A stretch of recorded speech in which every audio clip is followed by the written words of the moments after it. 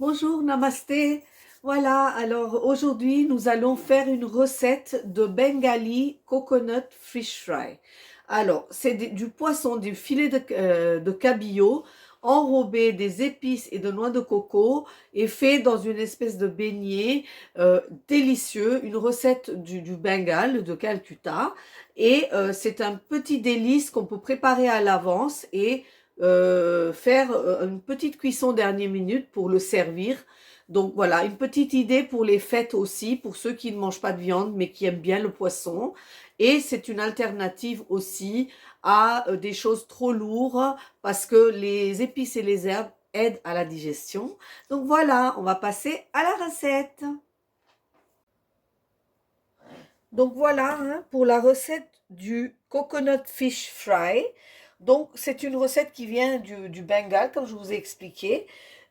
Pour les ingrédients, j'ai pris 3 petits filets de cabillaud. Moi, je prends toujours du cabillaud parce que ça n'a pas d'odeur forte, ça cuit très vite et il n'y a pas d'arête. Donc c'est 3 points qui font que je prends ce poisson-là. Vous prenez le poisson que vous souhaitez prendre, mais voilà, moi je vous le fais avec le filet de cabillaud. Donc j'ai pris 3 morceaux de filet de cabillaud.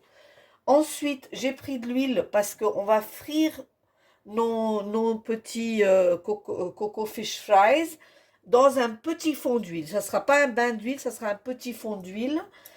Ensuite, pour cette recette, il me faut 2 cuillères à soupe de farine, 2 cuillères à soupe de chapelure, un demi-citron, je vais la couper, donc un demi-citron, un oignon, 3 gousses d'ail, un petit morceau de gingembre, un petit peu de piment vert, un petit peu de coriandre, 2 cuillères à soupe de noix de coco séchée, un œuf, du sel et voilà, c'est tout ce qu'il me faut pour faire cette délicieuse recette venant du Bengale. À tout de suite pour le début de la recette. Donc, cette recette se fait en 3 temps. Première étape de la recette, je prends mes filets et je les fais dégorger parce que comme je veux des beignets, il faut qu'ils soient bien croustillants. Donc là, je vais juste saler mon poisson et je vais mettre le jus d'un demi-citron dessus. Ça va permettre au poisson de dégager toute son humidité. Et ça va aussi lui donner un petit goût bien citronné. Cette étape-là, c'est la première étape. Une fois que j'ai fait ça, je laisse une demi-heure minimum la marinade. Donc un demi-citron et un peu de sel. Et ensuite, je fais la deuxième marinade. Je vous retrouve dans une demi-heure. Voilà. Alors écoutez, là, il y a une demi-heure qui s'est passée. Donc le poisson a été mariné. Et ici, dans mon petit mixeur, j'ai mis l'oignon, les 3 gousses d'ail, le gingembre, le petit bout de gingembre, le noix de coco, le demi-citron là, demi-citron là, un peu de sel et la botte de coriandre. Et j'ai fait une pâte comme ça. Donc là, je vais prendre mon filet et je vais le badigeonner. Je peux vous dire que c'est vraiment délicieux. C'est vraiment, vraiment très bon. Tout est réuni pour que ça soit une recette vraiment bonne. Donc là, c'est la deuxième marinade. Je vais être généreuse, hein. Je vais vraiment, vraiment entourer mon poisson de cette pâte.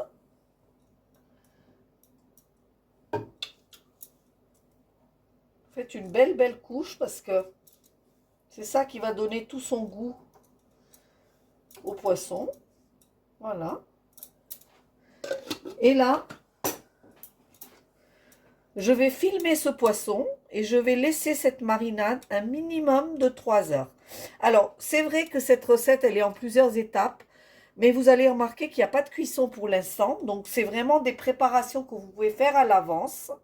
Donc, la première marinade, c'est minimum une demi-heure et idéal 1 heure.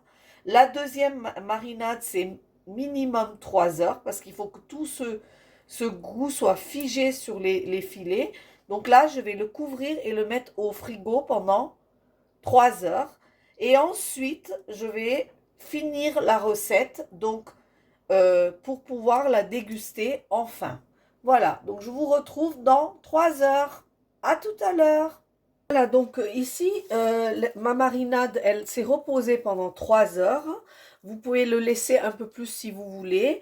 Et là, je vais le sortir parce que du coup, le poisson a dégagé son eau que je vais enlever parce qu'il faut que ça soit quand même assez croustillant.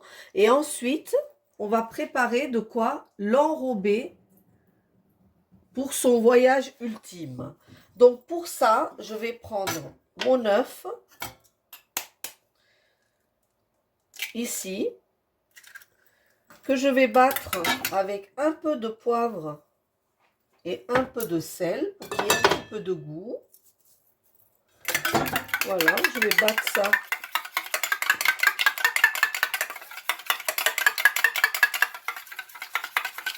Ici. Une fois que mon œuf est bien homogène, je vais prendre mes beignets. Je vais mettre un peu d'œuf dessus, comme ça, tapoter un peu d'œuf dessus. Et ensuite, je vais mettre de la farine. Alors ça, c'est pour pouvoir accrocher par la suite la chapelure. Voilà, je vais faire ça. Je vais prendre mon poisson. Hein, et vous voyez, tout ça, c'est pas grave du moment où ça reste sur le poisson.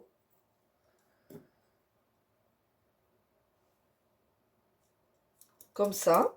Ensuite, je vais reprendre le poisson, je vais le tremper dans l'œuf, comme ceci. Et là, je vais le tremper dans ma chapelure, bien l'entourer. N'hésitez pas, hein, bien l'entourer, pour que ça se fasse une belle croûte. Comme ça, que je vais poser dans mon assiette. Je vais refaire la deuxième. Vous laissez, hein, vous laissez toute cette marinade dessus parce que c'est ça qui va faire le goût de votre poisson. Donc vous voyez, même si vous avez des petits blocs, vous les laissez dessus et ensuite, hop, dans la chapelure, vous enrobez bien comme il faut. Vous prenez tout le...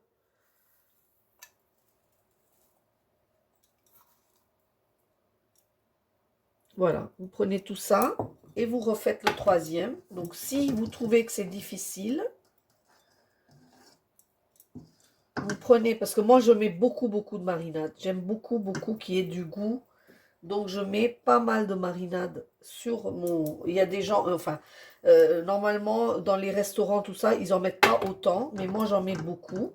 Donc pour avoir vraiment quelque chose de très goûteux. Donc vous voyez, j'hésite pas à mettre... Prendre mon temps pour tout empiler. Et après, voilà ma chapelure. Donc c'est vrai que je vais aller chercher un peu plus de chapelure. Voilà, donc vous voyez, carrément, comme ça. Ça, je suis sûre que c'est bien enrobé. Donc là, parce que moi j'aime bien quand c'est bien gros comme ça, là, qu'il y ait plein de choses dessus. Et pas que ça soit que...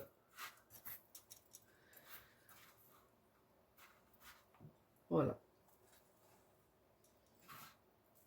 Alors ici, vous pouvez laisser, alors vous pouvez faire jusqu'à cette étape-là, avant, bien avant, et le laisser au frigo. Comme ça, vous faites vos beignets au dernier moment. Voilà, avec ça, là, je peux refaire encore un poisson, là, avec cette marinade-là, si j'en ai envie. Voilà, et vous allez voir, hein, même si ça vous paraît pas facile, vous allez voir que on va faire des super beignets tout de suite dans notre petit poêle à friture. Donc ici, j'ai fait un petit test huile comme je fais tout le temps. avec un petit peu de chapelure et vous voyez que ça saisit tout de suite. Donc ça c'est très nécessaire parce qu'il faut que vos beignets saisissent tout de suite. Donc je prends un beignet et je le verse dans mon petit poêle. Ici, je vous montre. Là.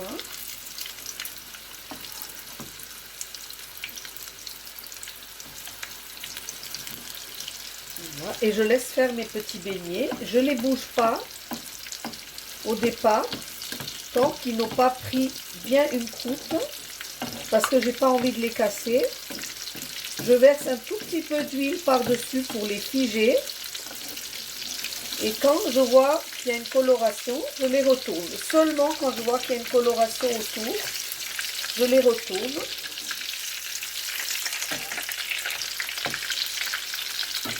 Et je peux vous dire que c'est vraiment très très très bon. Vous attendez que votre cabillaud soit cuit. Hein? Donc si votre huile n'est pas chaude, votre friture va s'imbiber, votre croûte va s'imbiber d'huile et ça ne sera pas agréable. Donc vous laissez l'huile très très chaude et après vous surveillez. Voilà, il ne faut pas que ce soit trop foncé.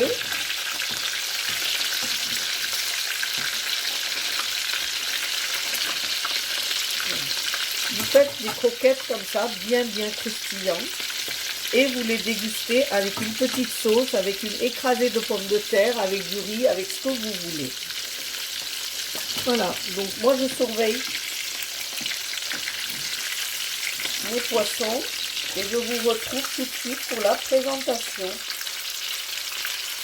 Voilà, donc regardez mon assiette, le croquette de poisson, donc c'est fish fry, Bengali coconut fish fry, avec une petite sauce sucrée salée. C'est vraiment un régal, je peux vous dire qu'on se régale avec ce plat.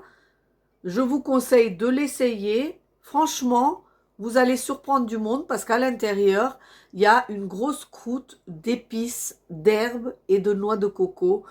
Super fondant, très très bon. Vous allez vous régaler. Voilà, alors écoutez, essayez, vous me direz si vous avez aimé. N'oubliez pas de liker, de partager et de m'envoyer un petit message si vous avez des questions. Je vous dis à très très bientôt. Namasté.